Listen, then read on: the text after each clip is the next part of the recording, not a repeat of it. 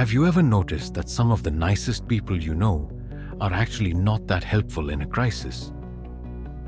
Or that the person who constantly talks about helping others sometimes seems to create more problems than they solve?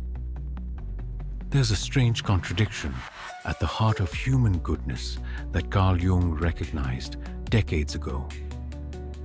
Often, the people most obsessed with being selfless end up helping others less effectively than those who've learned to be selfish in a healthy way. I know this sounds completely backward.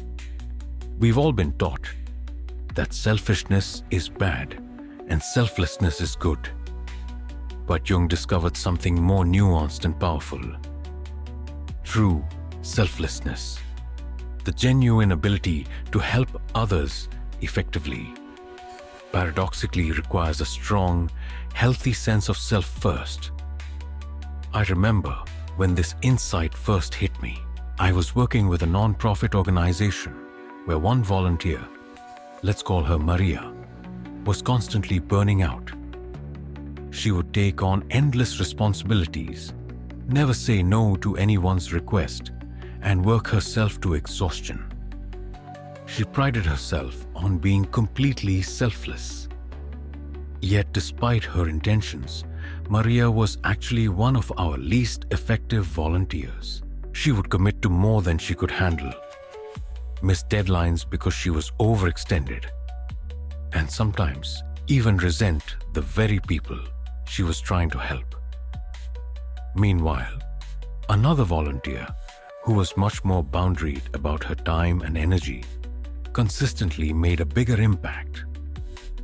This pattern plays out everywhere once you start looking for it. The parent who never takes time for themselves becomes resentful and emotionally depleted.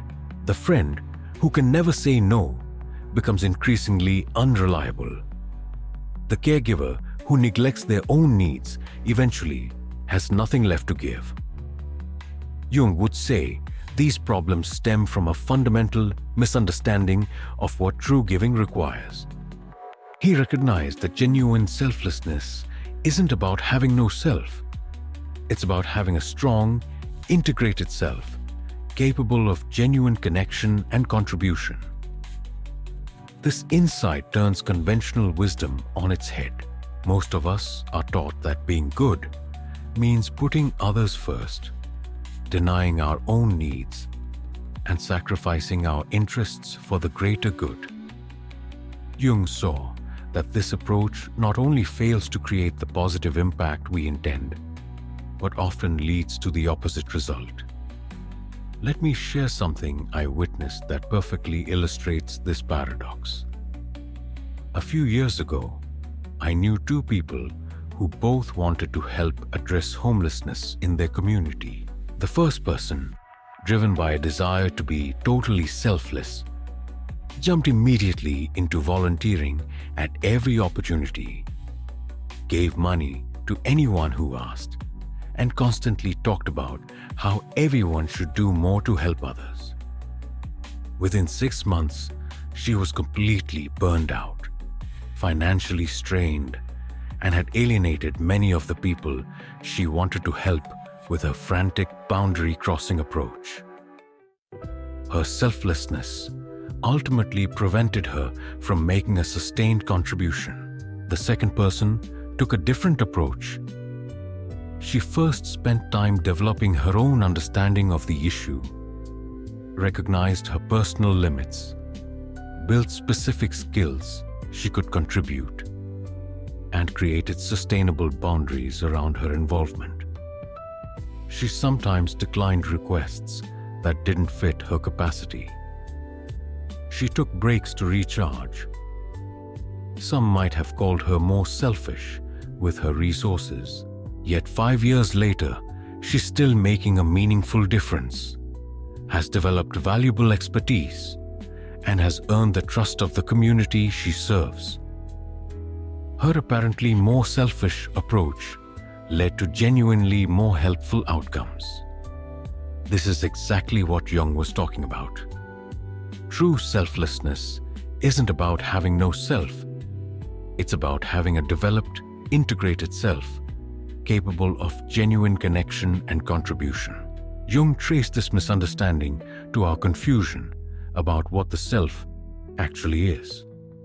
Many people associate their self with their ego, the conscious thinking part of their personality that says I. From this perspective, being selfless means suppressing the ego's desires and needs. But Jung discovered that the real self, which he sometimes wrote with a capital S, is much more than just the ego. It's the organizing center of the entire personality, including both conscious and unconscious aspects. This larger self isn't something to overcome in order to be good. It's the very source of genuine goodness. When we confuse selflessness with self-erasure, we actually prevent the development of this deeper, more whole self. And without a developed self, our attempts to help others often come from unconscious motivations: the need for approval, fear of rejection, desire for control, rather than genuine compassion. I saw this distinction clearly in my own life. For years, I prided myself on being selfless, always available to help, never asking for anything in return, putting everyone else's needs before my own. I thought this made me a good person. But over time, I noticed something troubling. My selfless actions didn't always have the positive impact I intended. Sometimes I would help in ways that created dependency rather than empowerment. Other times I would burn out and withdraw completely. Occasionally, I'd feel resentful toward the very people I was trying to help. The breakthrough came when I realized that my selflessness wasn't really about the other person at all. It was about my own need to be seen as helpful, my fear of rejection if I said no, and my identity as the good one. I wasn't connecting with the actual needs of the people I wanted to help. I was using them to fulfill my own unconscious needs. This is the shadow side of selflessness that Jung identified. When we try to be selfless without having developed a strong conscious self, our unconscious motivations take over. We might think we're being driven by pure altruism, but we're often actually seeking validation, avoiding conflict, expressing control, or playing out unconscious patterns from our past. Real selflessness requires something different. It requires developing what Jung would call an integrated self, one that is aware of both its capacities and its limitations, that can say both yes and no authentically, and that can truly see the other person rather than projecting unconscious needs onto them. This integration process requires things that might initially seem selfish: setting boundaries, developing personal capacities, becoming aware of our own needs and motivations, and sometimes putting our own oxygen mask on first. I noticed this recently when working with healthcare professionals, the ones who maintained rigid boundaries around their time and energy, leaving work on time, taking breaks, pursuing interests outside their profession, were actually able to provide better care to more patients over the long run. Their apparent selfishness about their own needs enabled more genuine service to others. Meanwhile, those who prided themselves on always being available, working extra hours, and never saying no, were more likely to experience burnout, compassion fatigue, and declining quality of care. Their boundaryless selflessness ultimately reduced their capacity to help. Jung understood that this pattern emerges from a deeper psychological principle. We can only genuinely give what we have consciously developed within ourselves. If we haven't developed healthy boundaries, we can't help others create them. If we haven't learned to respect our own needs, we won't truly respect the needs of others. If we haven't integrated our own shadow aspects, we'll unconsciously project them onto the people we're trying to help. This insight transforms how we understand being good. Rather than seeing goodness as the suppression of self, we can recognize it as the expression of a developed, conscious, integrated self. From this perspective, the journey toward genuine selflessness paradoxically requires becoming more conscious of ourselves, our motivations, needs, capacities, and limitations. I witnessed this transformation in a friend who was constantly trying to rescue people from their problems. She would drop everything to help anyone in crisis, often neglecting her own well-being in the process. Yet despite her intentions, many of these relationships became codependent and ultimately unhealthy for both parties. Through therapy, she began to recognize that her helping behavior was actually driven by childhood patterns. She had learned that her value came from solving others' problems. Once she saw this pattern, she could begin developing a different relationship with herself and others. She learned to differentiate between genuine help and unconscious rescuing. She developed boundaries and started respecting others' autonomy more fully. To some, her new approach might have seemed more selfish. She sometimes said no to requests for help. She spent more time developing her own interests and capacities. She was less immediately available in every crisis. Yet paradoxically, her relationships became healthier and her help more effective. By developing a stronger, more conscious self, she became capable of more genuine connection and contribution. Her apparent selfishness led to true selflessness, help that was actually helpful. This pattern applies not just to individuals, but to entire cultures. Societies that emphasize complete self-sacrifice without self-development often create dysfunctional helping relationships. We see this in communities where caregivers are expected to completely subordinate their needs to those they care for, leading to burnout and resentment. We see it in organizations that demand total dedication from employees without supporting their growth and well-being, ultimately reducing both productivity and impact.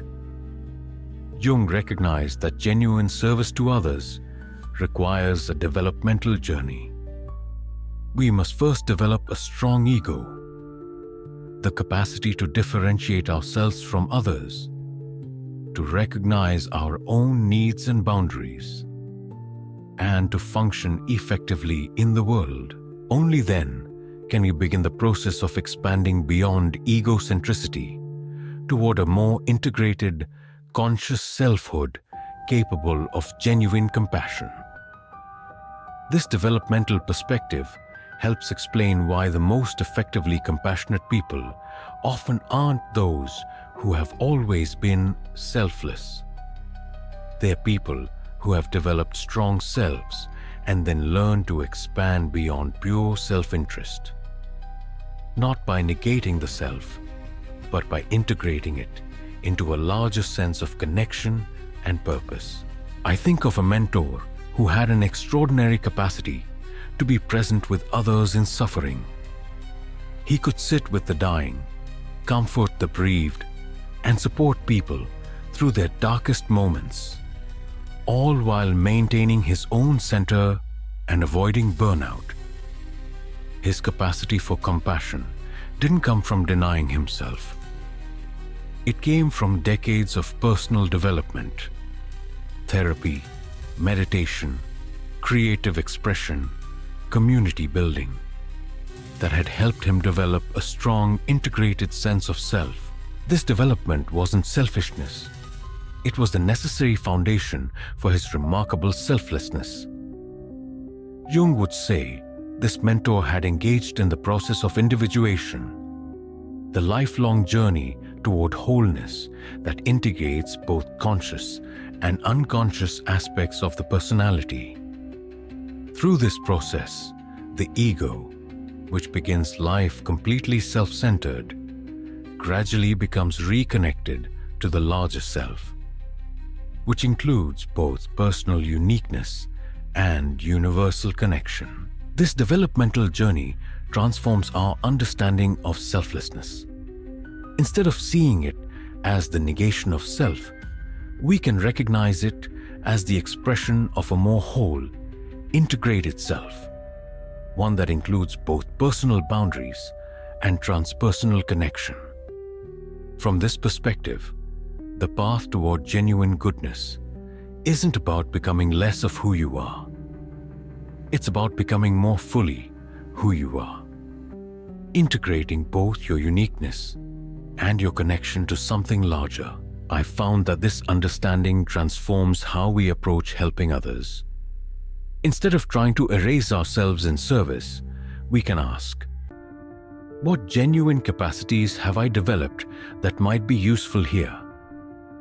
What are my true limitations? Where is my desire to help coming from? Conscious compassion or unconscious need? How can I contribute in ways that respect both myself and the other person? This approach changes not just how we help, but also the impact of our help. When our service comes from a developed, integrated self, rather than unconscious compulsion, it's more likely to empower rather than enable, to create independence rather than dependency, and to be sustainable rather than leading to burnout. I saw this distinction clearly when working with parents of children with special needs. The parents who maintained their own identities, relationships, and interests beyond caregiving, who sometimes appeared more selfish with their time and energy, were actually able to provide more consistent, effective, and loving care over the long term. Meanwhile, those who completely subsumed their identities into the caregiving role often experienced crises that ultimately disrupted their ability to provide care. Their apparent selflessness paradoxically reduced their capacity for genuine service. This pattern appears in every helping profession and relationship. Teachers who maintain boundaries around their time and energy can teach more effectively over decades. Therapists who attend to their own psychological health can provide better care to more clients. Friends who can authentically say both yes and no create more genuine connections than those who never refuse a request. Jung's insight reveals that the conventional opposition between selfishness and selflessness is actually a false dichotomy. True selflessness isn't the opposite of having a self. It's the expression of a developed, conscious, integrated self, capable of both boundaries and connection, both differentiation and belonging. This understanding liberates us from the dysfunctional patterns that often emerge from misguided selflessness. We can stop feeling guilty about having needs, setting boundaries, or developing our own capacities. We can recognize that these apparently selfish activities are actually the foundation for more genuine service to others. I experienced this liberation myself when I finally understood that taking care of my own well-being wasn't opposed to helping others. It was essential to helping others effectively. This wasn't permission for narcissism or self-indulgence. It was recognition that sustainable service requires sustainable self-care. Jung would say this recognition is part of the individuation process, the journey toward wholeness that integrates both our uniqueness and our connection to something larger. Through this process, we discover that genuine selflessness emerges not from denying the self, but from developing and integrating it. This integration allows us to give from a place of fullness rather than depletion, to help from a place of conscious choice rather than unconscious compulsion, and to serve in ways that genuinely address others' needs rather than our own unacknowledged ones. The paradox Jung identified remains as true today as when he first articulated it. To become truly selfless, we must first develop a strong, conscious, integrated self. The journey toward genuine goodness isn't about self-erasure, but self-development. Not about having no self, but about having a whole self capable of authentic connection and contribution. So the next time you feel guilty for setting a boundary, taking time for yourself, or developing your own capacities, remember Jung's insight. These apparently selfish acts may be exactly what you need to become more genuinely selfless. The most sustainable and effective service to others comes not from denying yourself, but from becoming more fully yourself, integrated, conscious, and whole.